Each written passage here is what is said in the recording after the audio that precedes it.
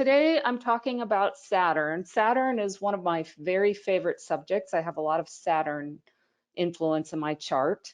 And the reason I wanted to talk about Saturn is because, as most of us probably know, Saturn tends to get a bad rap. So what we're going to talk about today is who is Saturn, how does Saturn work, and what is Saturn's purpose?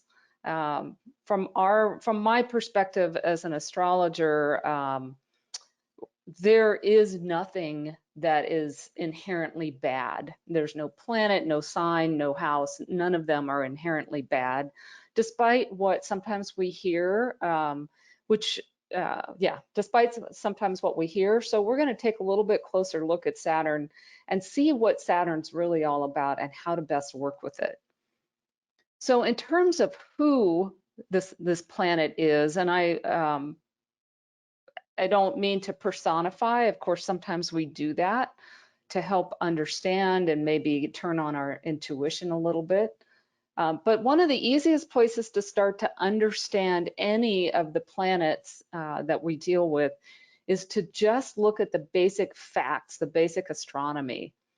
And one of the most important things to remember about Saturn, and one of the things that gives it so much of its meaning and has since ancient times, is that it's the last visible planet.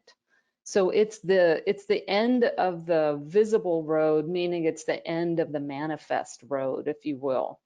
It has those very distinctive rings. Another thing that gives it some of its meaning, the rings have a kind of a sense of giving it boundaries and a container, and that certainly feeds into the meanings of Saturn and gives us a little bit more of a picture of it.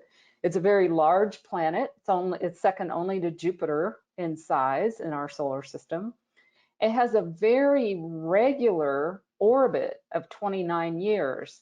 And that regularity of its orbit is another thing that we kind of rely on to understand Saturn.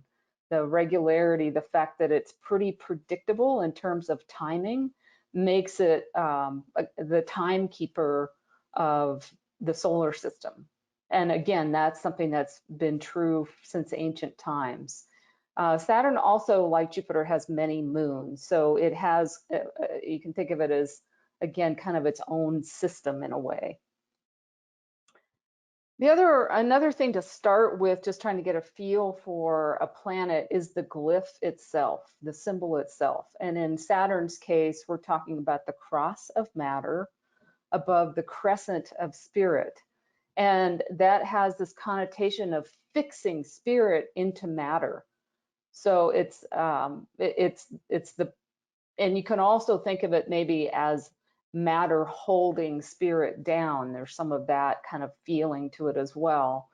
And then the crescent is also seen maybe as a sickle. And we'll see in mythology that Saturn has a sickle as well. And the liberation of spirit from matter, the separation of the two at death.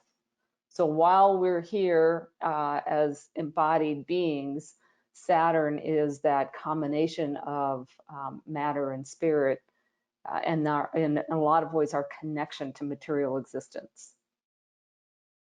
So some of the archetypes, and here we get into a little bit more of the symbolism.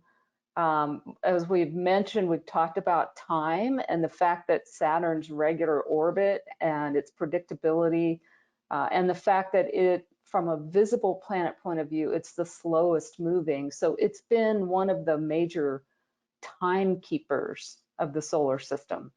And one of the mythological characters is Kronos, known as Father Time. Another archetype is the Grim Reaper. And again, that comes at least in part from the association with death. And then Saturn, I believe all the planets have both a masculine and a feminine, if you will, kind of expression. And we see that in sign rulerships as well. And if you wanted to look for a female archetype of Saturn, one way you can think about it is the wise woman and the crone. Saturn's related to age. And at the bottom of the list is the senex, which is often translated as old man, but you can think of it as the old one. So whether it's the old father or the old mother, the wise woman, the crone, those are archetypes you can associate with Saturn, again, to understand how it works. It's the keeper of the records, lord of karma, and we're going to be talking more about Saturn and karma.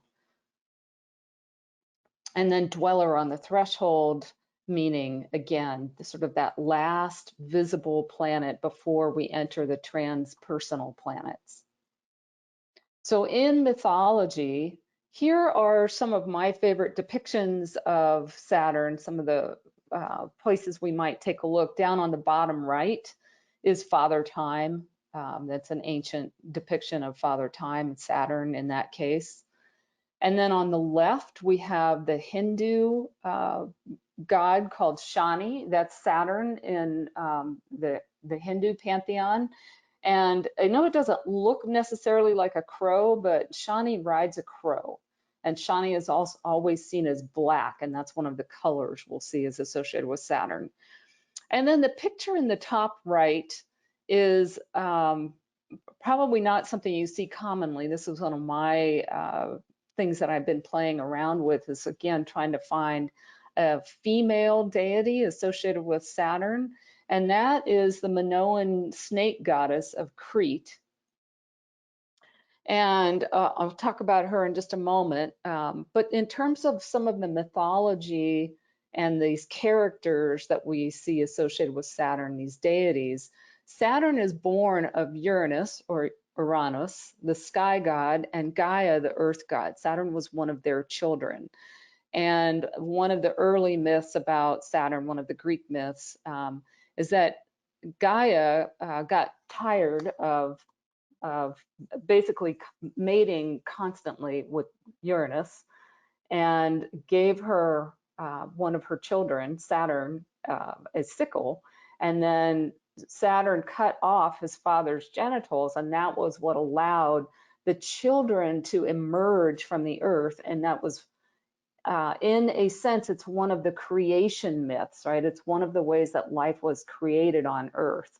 So even though it has a bit of a gory overtone, this is also Saturn associated with creation of life. And then to continue that theme, the Roman god, it was almost also the Roman god of the harvest and agriculture.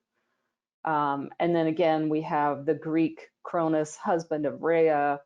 And then he continued some of that, the problematic, if you will, problematic father-son relationships by devouring his own children. And of course, that's one of the other myths that Saturn is well known for. And the reasoning behind that was because he had been told that one of his children would overthrow him. And then that was why he devoured his children. And if you know the rest of that myth, again, mom helps one of her children to stop this with the father. And then Zeus, who in our particular planetary list is Jupiter, then turned on his father and had him, and basically put a stop to all of that. So a lot more detail in the myth, but it gives you an idea of sort of Saturn's heritage. So in a way, a bringer of life, and then in a way, a devourer of life, etc. And then there was a big war. Yeah. So in the Hindu pantheon, Shani is the Lord of Justice. And as we'll talk about as we go further, one of the main meanings of Saturn is justice and that balance. And you're going to see a lot of this theme of balancing out things with Saturn.